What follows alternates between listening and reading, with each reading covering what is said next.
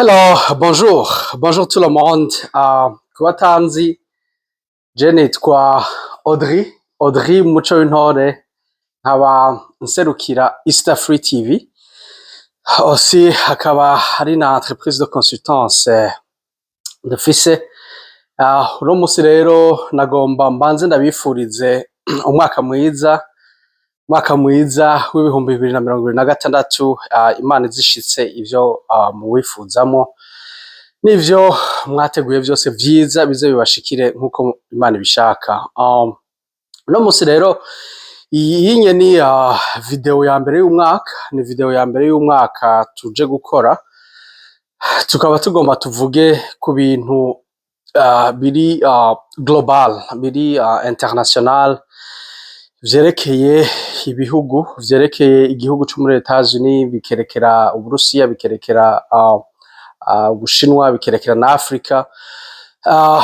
Nagomba ndababwire ko ubunye hari ibintu vyinshi biriko birahinduka kw'isi. Igituma twe tubivuga nka Antaka Easter Free cankwe consultance ni kubera yuko mu vyo dukora birafecta business zacu, birafecta ama transaction tugira à l'international, birafecta que ce soit muri finance, birafecta mbese n'amafaranga dukoreramo nk'idolari ry'abanyamerika, birafecta amarundi par exemple canke ayandi mafaranga y'amanyafrika, birafecta mbese tous les transactions umuntu aba ariko arakora muri business, parce que ni ibintu biriko biraba mu bihugu vya rutura, ibihugu vya Etats-Unis, ibihugu nka Russie, ibihugu nka eka mbese no muri Europe. Muga en general ico dushaka kuvuga nuko ni nko kuvunira akagohe ibihugu bimwe bimwe, kuko il y a des changements ziriko ziraboneka au niveau y'ingene hariko haraba gouvernance muri domaine international. Twovuga par exemple nka murabona nk'ibiheruka kuba Etats-Unis na Venezuela, urabonye ngene umupresident w'igihugu nka Etats-Unis ashobora kugenda akanoba agatoza iminwe uwundi mupresident w'igihugu nka Venezuela, akoresheje inguvu akamutora, akaja kumufunga canke akaja kumucira urubanza mu gihugu ciwiwe, yishimikije yuko uwo mupresident yoba ari nk'umudictature canke yoba adiringa n'amadroge, aba trafiquant de drogue. Hama amaze gukora ivyo akaca avuga ko ari dans l'intérêt yo guproteja igihugu ciwe kugira amadroge menshi ntazaraza mu gihugu ciwe ngo yice abanyagihugu, aussi ngo kugira ubutunzi bwo muri ico gihugu yakuyemwo uwo mupresident ashobore gufasha mu kujera ico gihugu, hama ubwo butunzi bufasha abanyagihugu b'ico gihugu. Alors vous entendez bel et bien yuko aba ari ibintu tudasanzwe tumenyereye, ni ibintu tudasanzwe tumenyereye.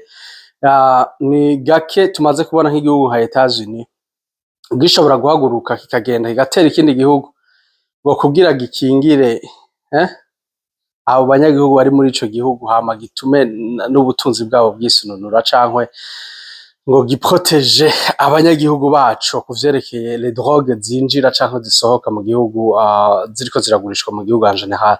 Alors igituma tuje kuvuga uko ni sous forme yo gutanga umuco no kugira clin d'œil, kubera nko mu misi iheze muramaze kubona yuko nimboneka rimwe par exemple ngene nk'igihugu nka Etats-Unis ciyenteresa ku biriko biraba muri Afrika. Mwarabonye amasezerano yabaye sinye en terme Rwanda na RDC, Kongomani n'abarundi mbere bari barimwo bagiye kuba aba mediateur. Donc ayo masezerano yose mwarayabonye comment ça a été signé.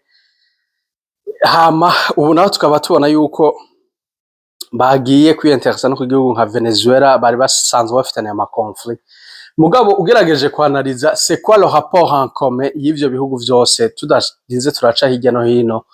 Par exemple muri Venezuela ni igihugu ca mbere kw'isi giproduza oil au niveau international, au niveau mondial. Ni igihugu ca mbere kw'isi gifise iyo energie. Urumva aho onye les États-Unis turazi yuko Monsieur Trump ari intéressé par les transactions, ari intéressé par tout ce qui se passe en termes énergie, infrastructure, construction, building, real estate, ivyo vyose biramuinteresa. Donc ne peut pas hésiter kugenda muri Venezuela akahatera hama soi-disant ko agiye kugwanya cyangwa kugwanira abanyagihugu kugira ngo ubuzima bwabo bwegere imbere. Alors narinze ndaca hirya no hino, ivyo bisigura iki pour nous en tant que aba businessmen cyangwa abantu bakora business, bakora ama transaction muri finance cyangwa muri real estate cyangwa mu bintu vya digitalisation. Bisigura ko hariko ari n'impinduka, ni ikintu kiriko kirahinduka, mugabo kugira tuvunira akagohe nk'abantu nk'ibihugu vyo muri Afrika par exemple, notama twotanga nk'akarorero nko muri za Cameroun, za RDC, tuvunira akagohe mu bihugu bimwe bimwe vyo muri Afrika, parce que turabona ko Etats-Unis iriko irinteresa ku bantu bafise les ressources naturelles. Les ressources naturelles, on veut dire, dushaka kuvuga notamment izo za energie. Urabona Venezuela n'igihugu ca mbere giproduza oil kw'isi, hama ubu naho twarabonye amasezerano ko arasinywa entre RDC, Rwanda n'Uburundi bwagiyemo kugira buze gushigikira. Donc no kuvuga yuko muri ivyo bihugu vyo muri Afrika, c'est pas l'énergie qui va être très attirant. Mwarabonye muri Nigeria hariyo oil, Trump yaravuye muri Etats-Unis araza gutera muri Nigeria. Donc c'est quelque chose qui signifie ce que ça veut dire. Ça veut dire ce que ça veut dire. Ubonye mu président muri Etats-Unis atanguye kuzara ari interesa ku tuntu strategique, dufise ubutunzi bushobora kugira ico bumaze muri Etats-Unis kinini cane gose, eka mbese ubutunzi bubeshejeho n'isi yose, kuko tuvuze energie tukavuga les mines, tukavuga diamant, tukavuga inzahabu, tukavuga za coltan, za lithium. Ivyo byose ni ibintu kw'isi bikoreshwa pour des transactions za business, mu guproduire les industries za technologie. Ivyo byose ni ibintu bikoreshwa. Alors none muri Afrika c'est quoi? Nagomba ndabibira akabanga jewe en tant que consultant indépendant ngaha muri East Africa, ndabibira akabanga nko mu bihugu vyo muri Afrika.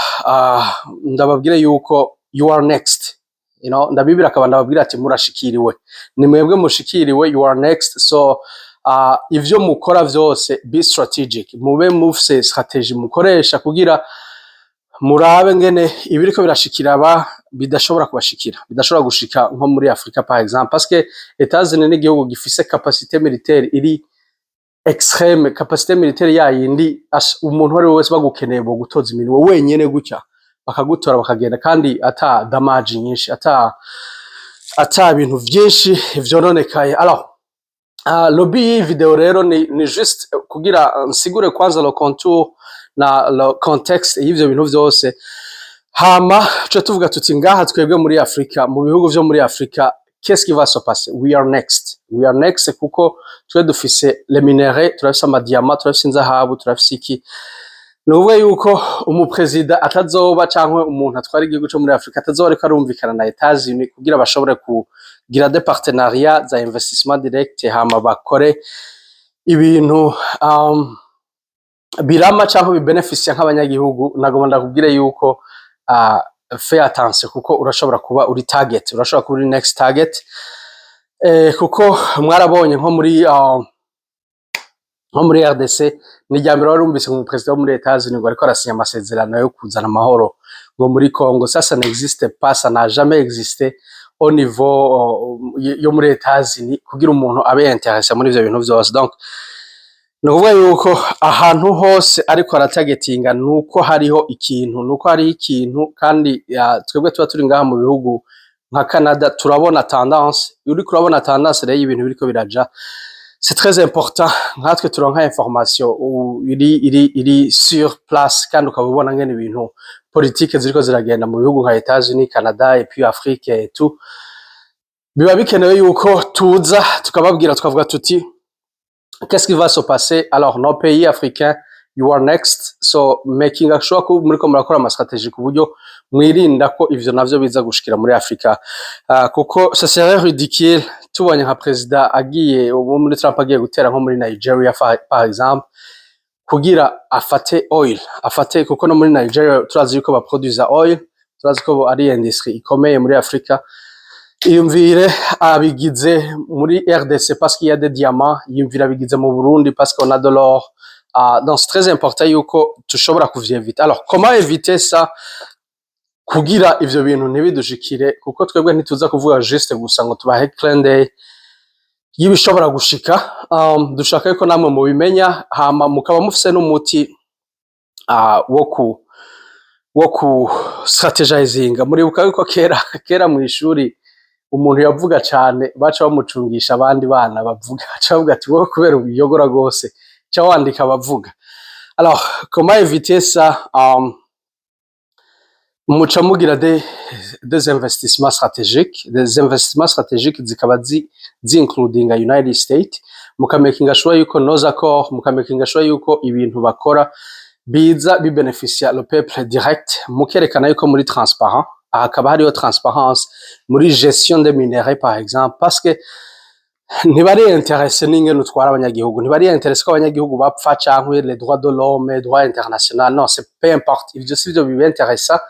Ikibinteressa c'est les transactions, ikibinteressa c'est du business, ikibinteressa c'est le minerai, ikibinteressa c'est l'énergie, ikibinteressa c'est des ressources naturelles en général. C'est ce qui est intéressant kuri ku bihugu nka za Chine, za États-Unis. Pour le moment tuko tuvuga États-Unis, mugabo iciza nuko nka États-Unis ntibihurizako n'ibihugu nka bimwe bimwe ivyo baba bariko baragira. Par exemple nk'ivyo vyabaye muri Venezuela ntibihurizako n'igihugu nka Chine cankwe Russia nk'Uburusiya, ntibabihurizako n'ibindi bihugu bimwe bimwe.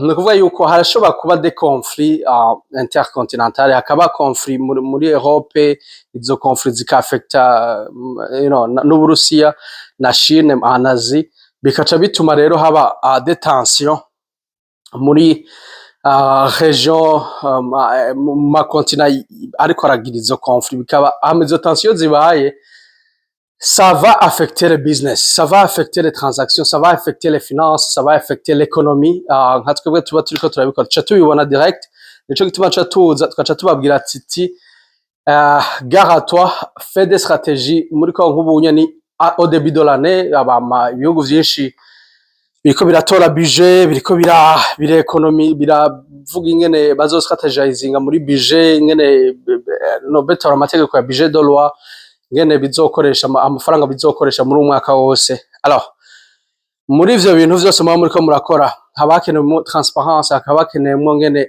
mwerekana des stratégies d'investissement direct zincluent abantu clés, mukaronderana des investisseurs bavuye nko muri États-Unis par exemple, urumva mukarondera aba investisseurs bavuye mu mihingo yose, nabo wanashaka na China. Des fois hari igihe usanga China na États-Unis canke Abarusiya badashobora gukorera kuri sur même marché. Alors ni aux États d'évaluer bakaraba qu'est-ce qui est ni giki giprima sur kukindi kugira bafate izo stratégie zo kugerageza kwirinda yuko ibi vyabaye muri Venezuela bishobora gushika mu bihugu, parce que tendance nuko bibaye muri Venezuela, next who's gonna be next, hariyo iyindi target iciba, iyo target nayo bakaca bayikoreyeko ukaca usanga habaye ikibazo au niveau ya economie globale. Alors nico twashaka kubabwira no munsi muri East Africa, tukaba twashaka no kubavunira akagohe kugira mwevite tout ça. Comment éviter nkuko twabisubiyemo les investissements directs, des stratégies zincluent abo bantu baba bari puissant, urumva bakaza kuinvestisa directement, hama mugashira imbere yuko ibiriko birava muri izo investissement zose bibeneficia umunyagihugu imbere yuko abantu bari muri politique canke baserva umunyagihugu bashikirwa, parce que vous êtes des serviteurs muri politique, muba muri abaserviteurs b'abanyagihugu. Donc c'est très important rero yuko mu tenant en considération ivyo bintu vyose kugira mwevite ko ibishikira abandi bibashikira, parce qu'on le voit arriver. On n'a jamais vu un président des États-Unis intersa kuri Nigeria, yaragiye aratera direct kuri Nigeria. Urumva ubu yagiye afata muri Venezuela, yari yabaye impliqué muri les accords RDC, Rwanda et Burundi étaient médiataires muri ivyo. Urumva tout ça uravye ivyo bihugu commonality ntuzeya ico bifise bisangiye ce sont ces ressources naturelles, c'est l'énergie, les diamants, c'est de l'or et tout ça. Donc nico bakeneye nta kindi, nta neza nini yahatari y'abanyagihugu bakeneye kuza bakubite transaction bigire, urumva, canke baronka amakoro ameze neza yigire. Mugabo mwebwe mubitanze mugakora neza, mukakorana n'ama investissement yabo par exemple, mukamakinga sure yuko mushigikiwe mu gihugu n'abanyagihugu bose, hama mukabikora ku neza y'abanyagihugu, muzoba muriko mukora neza ku buryo ata muntu n'umwe azoza kubanyeganyeza. Nico kiri très important, kuko twebwe tuvuga ibintu by'ubutunzi canke bya ekonomi, tuba tubona ekonomi politique y'igihugu n'ikindi ingene iriko iragira tendance ku buryo bishobora kuaffecta ibindi bihugu. Nk'ubu bunye twabona yuko tendance nuko ikindi gihugu cyo muri Afrika gishobora gukurikira. Voilà, nivyo twashaka kubayagirako, nivyo twashaka kubabwira uno munsi. Hama mufise des commentaires, mufise ico mubaza, mufise mushaka ibindi bintu vyose muba mwifuza yuko East Africa ibafasha, hariho amalien, tous les liens za East Africa ziri ngaha kuri chaîne yacu, murashobora kuzibona. Vous pouvez voir tous les liens à East Africa, tout ce qu'on peut offrir pour vous, notamment l'internet, notamment services digital, notamment les solutions solaires, surtout muri Afrika. Alors très important yuko ibintu tubivuga ko tukabikora ko kugira ntibizoshike ngo tuvuge yuko tutari tubizi cyangwa tutabimenye. East Africa ela kugira igume bavunira akagohe, igume babwira n'ingene ibintu biriko biragenda ku buryo umuntu wese yumva iyi video. C'est sûr yuko ibi turiko turavuga si umuntu wese, narababwiye, it's not everyone's cup of tea. Donc si umuntu wese ashobora kuvyumviriza ngo abitahure canke ngo yumve l'impact, mugabo bishitse ni hubona yuko ati iki kintu hari ahantu nari nacumvise kimeze kunuku. Alors iyi nyene ni high level information za high level, umuntu ashobora kumva, namba uri ufata decision, namba uri ku butegetsi, namba ukora iki, ukavuga ati ça c'est vrai, il faut stratégiser, kugira ama stratégie ku buryo twirinda, parce que we are next. Voilà, c'est ça. Merci beaucoup. Ngerageza kugira iyi video ibe ntoya. Merci beaucoup kubona mukurikira East Africa, mubandanye mu subscribe, s'abonner, partager na commentaire, tuzoba dusubira mugire